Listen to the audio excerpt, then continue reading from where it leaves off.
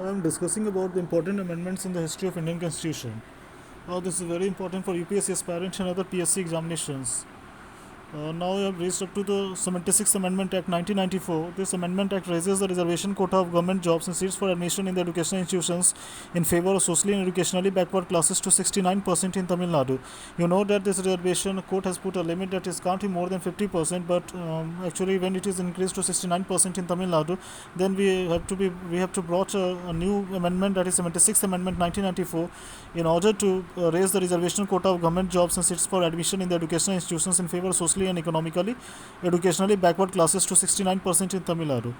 Further, the Amendment Act has been included in the 9th schedule of the Constitution to exempt it from the purview of judicial scrutiny.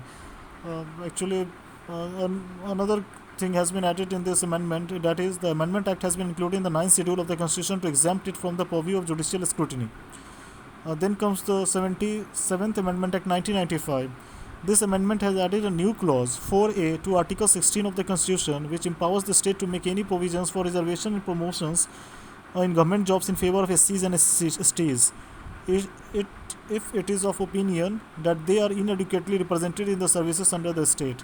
And second point is that this has been done to nullify the effect of the Supreme Court judgment in the Mandal Commission case Indira Sahni versus Union of India, in which the court had held that reservation and promotions cannot be made. Actually, earlier the court has given a judgment that reservation and promotions cannot be made. For this, a new amendment has been passed, that is 77 Amendment Act in 1995. Or in this Amendment Act has added a new clause 4A to Article 16 of the Constitution, which empowers the state to make any provisions for reservation and promotions in government jobs in favor of SCs and STs, if it is of opinion that they are inadequately represented in the services under the state. Second part, this has been done to nullify the effect of the Supreme Court judgment in the Mandal Commission case Indira Sahni versus Union of India, in which the court has held that the reservation and promotions cannot be made. Another important amendment is 18th Amendment Act 2000. 18th Amendment Act in 2000, based on the recommendations of the 10th Finance Commission. Based on the recommendations of the 10th Finance Commission, an alternative scheme for sharing taxes between the Union and the state has been enacted by the Constitution. Actually, now we are going to discuss the 18th Amendment Act 2000. Actually, based on the recommendations of the 10th Finance Commission, an alternative scheme for sharing taxes between the Union and the state has been enacted by the Constitution. 18th Amendment Act 2000. Under the new scheme of devolution of revenue between Union and the state, 26% out of gross proceeds of Union taxes and duties is to be assigned to the states in lieu of their existing share in the income tax, excise duty, special excise duties, and grants in lieu of tax on railway passenger fares. The Constitution 18th Amendment Act 2000 and its important features are here. Based on the recommendations of the 10th Finance Commission, an alternative scheme for sharing taxes between the Union and the state has been enacted by the Constitution. 18th Amendment Act 2000.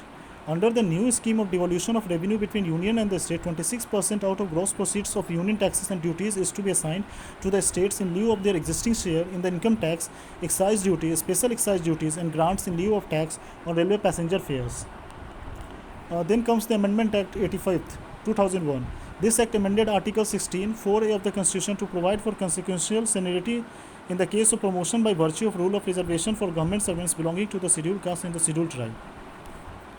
Here I am discussing the 85 Amendment Act 2001, and in this act amended Article 16, 4 of the Constitution to provide for consequential seniority in the case of promotion by virtue of rule of reservation for government servants belonging to the scheduled caste and the scheduled tribes.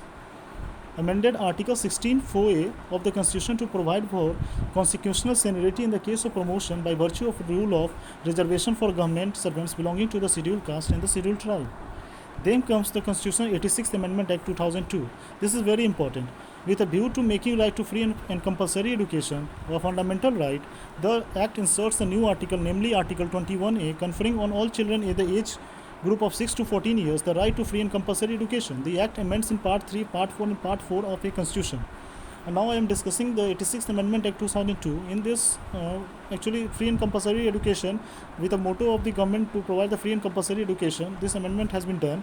And in this, to make right to free and compulsory education a fundamental right, the Act inserts a new article, namely Article 21A, conferring on children in the age group of 6 to 14 years the right to free and compulsory education. The Act amends in Part 3, Part 4 and Part 4A of the Constitution. With a view to make right to free and compulsory education a fundamental right, the Act inserts a new article, namely Article 21A, conferring on all children in the age group of 6 to 18 years the right to free and compulsory education. The Act amends in Part 3, Part 4 and Part 4A of the Constitution.